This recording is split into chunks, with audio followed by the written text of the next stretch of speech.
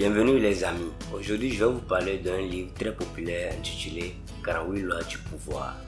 Ce livre est très connu des politiciens, des célébrités tels que 50 Cent, Jay-Z et la plupart de ceux qui ont du pouvoir dans ce monde. Ce livre possède un contenu très intéressant mais aussi très manipulateur. Dans cette vidéo, je vais uniquement vous parler de certaines lois qui peuvent vous être bénéfiques et qui peuvent vous aider dans votre vie quotidienne. Loi numéro 1. Ne jamais surpasser son maître. Il faut toujours respecter la place de ceux qui sont au-dessus de vous. Quand quelqu'un, ton chef, reconnaît qu'il est ton chef, n'essaie jamais de prendre sa place. Évitez de trop étaler vos talents.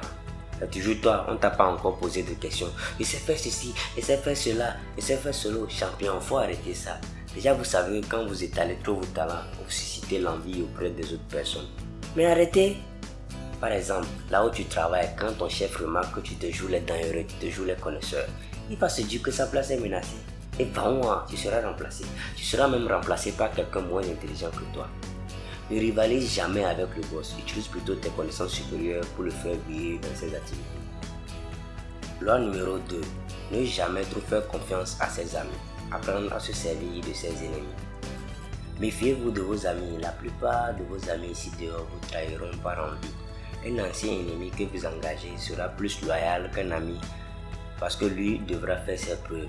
En fait, vous devez plutôt craindre vos amis plutôt que vos ennemis. Certains amis sont très malhonnêtes. Tu vas lui demander d'évaluer ta performance musicale. Il va te dire tu es fort, tu chantes comme Chris Daniel, celui qui a chanté. Oh non, non, non. Oh gars, oh si tu avais demandé à un de tes ennemis, il va te dire que Grand-Père chante mieux que toi. Et puis c'est fini. Selon l'auteur, dans une entreprise, il vous sera difficile d'avoir du pouvoir quand vos amis sont vos employés.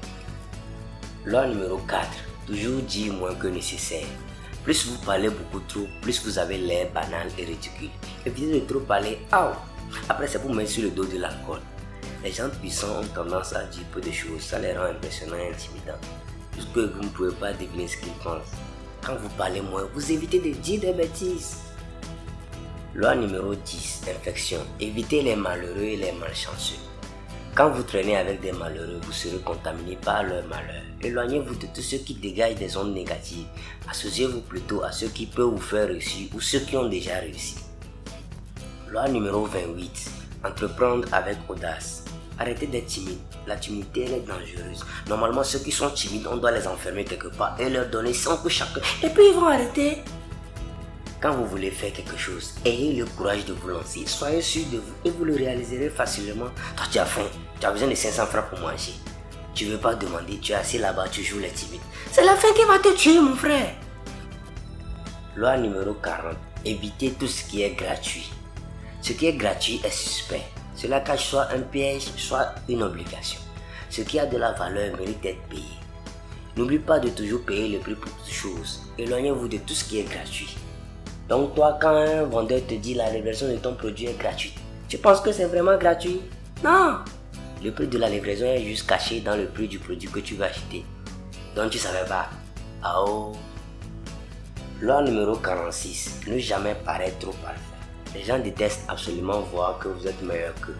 Il est toujours dangereux de paraître meilleur que les autres. Mais ce qui est plus dangereux, c'est de donner l'air de n'avoir aucun défaut ni aucune faiblesse.